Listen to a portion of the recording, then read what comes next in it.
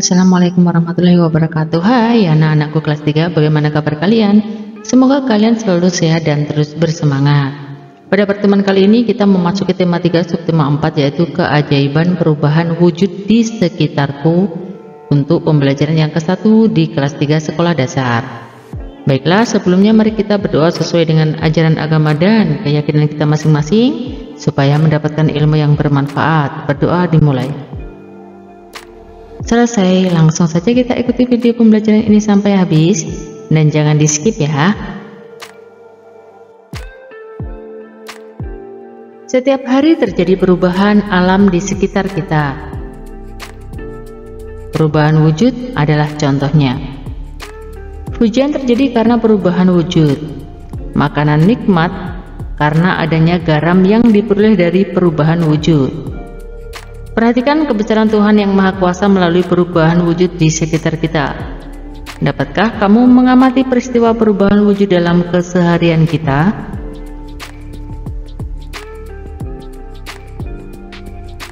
Garam membuat masakan menjadi lezat. Makanan yang tidak diberi garam terasa hambar. Sebutkan perubahan wujud yang terjadi pada pembuatan garam. Mari kita baca wacana di bawah ini ya. Ini bertani garam. Garam dihasilkan dari air laut. Di pinggir pantai, petani garam membuat ladang garam. Ladang garam ini berbentuk tambak-tambak untuk menampung air laut. Ladang garam terbentang luas di pantai yang tidak memiliki banyak sungai. Contohnya di pantai utara Pulau Jawa, Madura, Sumatera, Sulawesi, dan pantai-pantai di daerah Nusa Tenggara. Lalu bagaimana proses menghasilkan garam?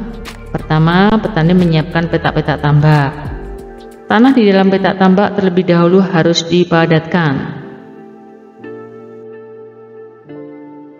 Setelah tambak garam dibuat, lalu diisi air laut dengan kedalaman tertentu.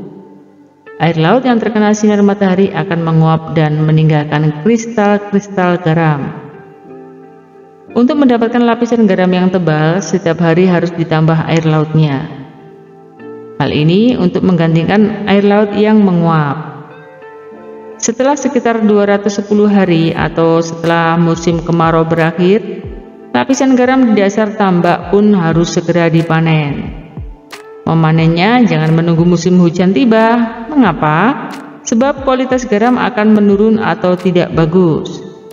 Garam-garam setelah dipanen lalu dijual ke pabrik untuk ditambah zat jodium dan dikirim ke daerah-daerah.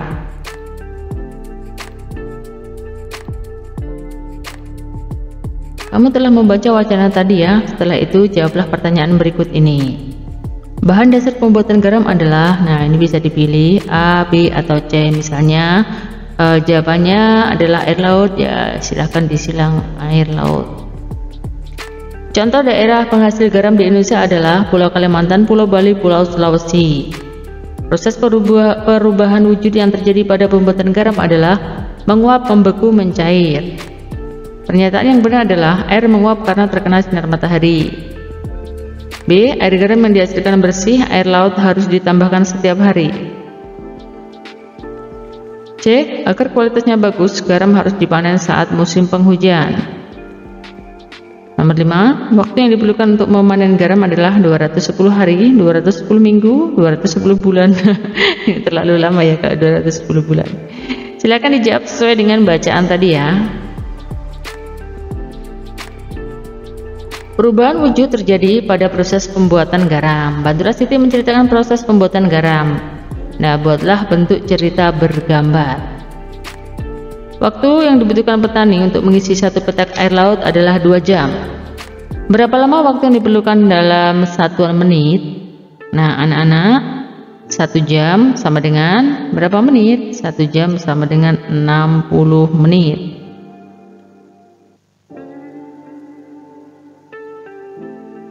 Perhatikan cara penyelesaian. 2 jam berarti 2 kali 60 menit sama dengan 120 menit. Jadi waktu yang dibutuhkan untuk mengisi satu petak adalah 120 menit. Untuk memanen satu petak garam, petani garam memerlukan waktu 90 menit. Berapa lama waktu yang diperlukan dalam satuan jam? 90 menit sama dengan 60 menit ditambah 30 menit. 60 menit artinya 1 jam ditambah 30 menit. Berarti waktu yang dibutuhkan adalah 1 jam 30 menit. Setelah memanen garam, petani membawa garam hasil panen ke pabrik. Waktu yang ditempuh adalah dengan berjalan kaki 1 jam 20 menit. Berapa lama waktu yang dibutuhkan dalam menit? Ini diubah ya, 1 jamnya diubah menjadi 60 menit ditambah 20 menit. Jadi 80 menit. Isilah satuan waktu berikut ini. 1 jam 60 menit, 1 menit 60 detik. 1 jam sama dengan di sini 60 menit ya. Jadi 2 jam 2 kali 60 menit. Hasilnya adalah 120 menit. 3 jam di sini kalian terus 3, di sini 60, berarti 3 kali 60 180 menit. 4 jam berarti 4 kali 6 berarti 240 menit. 5 jam 5 kali 60 sudah berarti di sini 300 menit. Ubahlah satuan jam menjadi menit. Di sini 1 jam 45 menit. Nah, 1 jamnya ini kalian isi di sini 60 ya. Ditulis di sini 60. Misalnya di sini ditulis 60. Di sini 45. Nah, 60 ditambah 45 berapa? Nah, hasilnya adalah 105 menit. 105 menit. 105 menit. 2 jam 50 menit. 2 jam berarti 2 kali 60. Di sini 120. 50-nya diisi di sini. Nah, hasilnya nampak di sini 120 ditambah 50 berarti 170 menit. Untuk nomor 3, 4, 5 dikerjakan sama ya, seperti contoh nomor 1 dan 2 yang Ibu kasih contoh tadi. Selanjutnya di sini 60 menit sama dengan 1 jam, 20 menit 2 jam, 180 menit sama dengan 3 jam, 300 menit sama dengan 5 jam. Ubahlah satuan menit menjadi jam. Di sini ada 70 menit. Nah, ini kalau dijadikan jam, 1 jam itu 60 menit. Sisanya di sini ada 10 karena 70 dikurangi 60 sisanya adalah 10. Jadi 60 menit adalah 1 jam, 10 menitnya ditaruh di sini. Artinya 1 jam 10 menit. 70 menit adalah 1 jam 10 menit. Untuk nomor 2, 3, 4, 5 dikerjakan sama dengan nomor 1 ya caranya. Sebutkan perubahan wujud yang terjadi saat menjemur pakaian basah. Ya, benar, penguapan.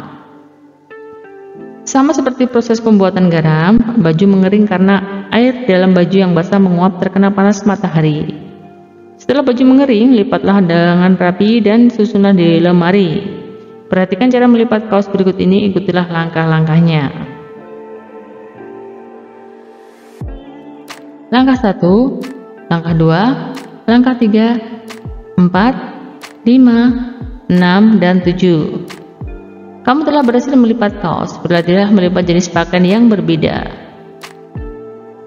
Cara melipat kaos dapat bermacam-macam. Berikut ini langkah melipat kaos dengan cara cepat. Perhatikan dan cobalah langkah-langkahnya. 1, 2, 3, 4, 5, 6. Sudah selesai.